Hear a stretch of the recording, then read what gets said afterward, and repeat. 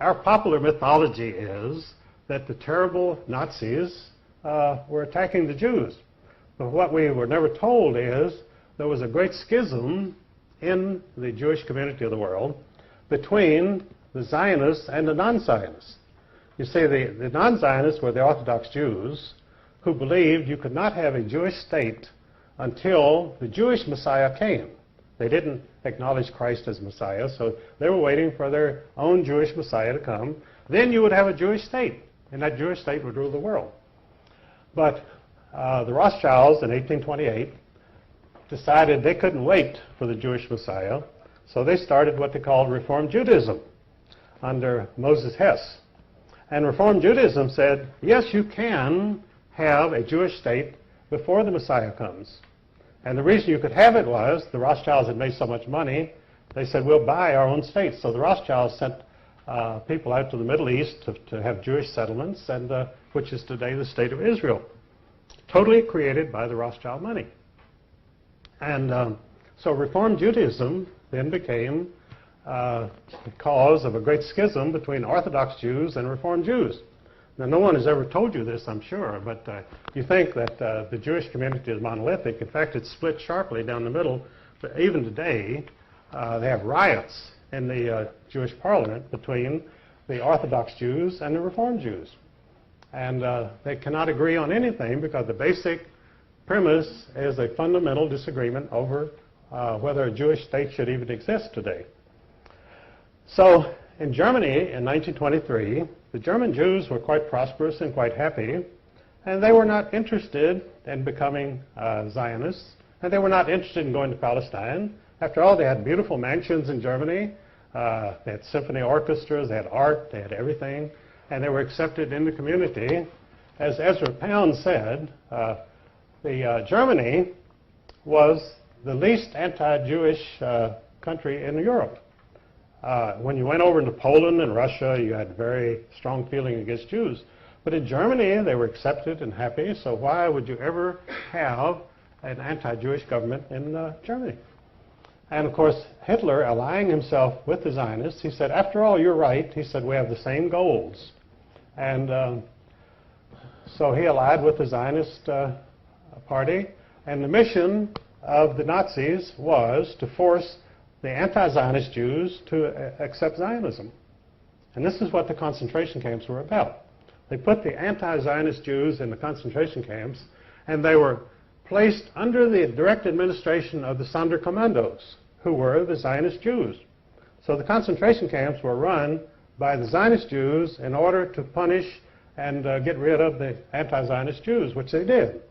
And of course, that's a part of the Holocaust that you were never told, that this was a fundamental Jewish disagreement, which the German people, that Daniel Goldhagen wrote a book in which he said all Germans cooperated in their anti-Jewish feeling and the Holocaust, which was not true at all. The Germans did not even know what was going on, most of them. It's just like in the United States, when we were perfecting the atomic bomb and bombed Hiroshima and Nagasaki, the American people knew nothing about it. It was forbidden to mention the atomic bomb. I was serving in the Air Force at that time. We never heard of any atomic mission or atomic bomb until the bomb was dropped on Hiroshima. So you could say the American people are guilty of the greatest atrocity, the dropping of the atomic bomb on Japanese civilians. But that isn't true. The American people knew nothing about it. I knew nothing about it in the Air Force. And I was right there. So these things go on without the knowledge of the people or the approval of the people.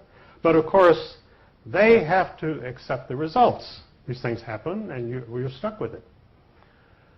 So this is the real story of Zionism, that the Nazis. So then, well, if the Nazis had allied with Zionists, why didn't the Nazi party survive? Well, what happened was, in 1945, after the German military was defeated, they brought in the German leaders, the German generals, at the Nuremberg trials, tried and convicted and executed them. They had to execute them because they didn't want them around to testify that about the alliance between the Nazis and the Zionists. So they had to die, and they were executed for that reason. Because, they told about the atrocities that the German generals had committed. But German generals are like any other generals. They don't really commit atrocities. The troops under their command may commit atrocities, but they don't commit any atrocities themselves. These German generals didn't go around shooting Jews or anybody else. But they were executed, and so the Zionist secret was safe. And now the Zionists were now in command of the world because their National Socialist allies were now gone from history, and the Zionists had a free reign, so they set up the State of Israel. And in fact, some Jews themselves even claim that there should be a statue to Adolf Hitler in Israel because he created the State of Israel, which is absolutely true. Without Adolf Hitler, Israel would not exist. The Jews would still be dispersed and they would have no country. But George Steiner, a very famous Jewish writer, proposed this about 10 years ago. He said, why don't they put up a statue to Adolf Hitler in Israel? Well, they're not likely to. And because there again, the big job of the criminals is to keep the truth from the people. They want, not only do they want you not to find out anything, but they flood you with disinformation. Most of the stuff that you get in the press is absolute lies. And if it's not lies, it's spin or distortions. In other words, they give you 10% of the truth, and the rest is all distortions. And they demonize people so that you're filled with anger against the Holocaust people who murdered all the Jews in Germany.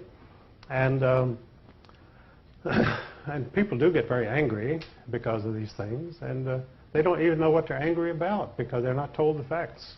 And never will be told the facts because the press is totally in the hands of the bankers.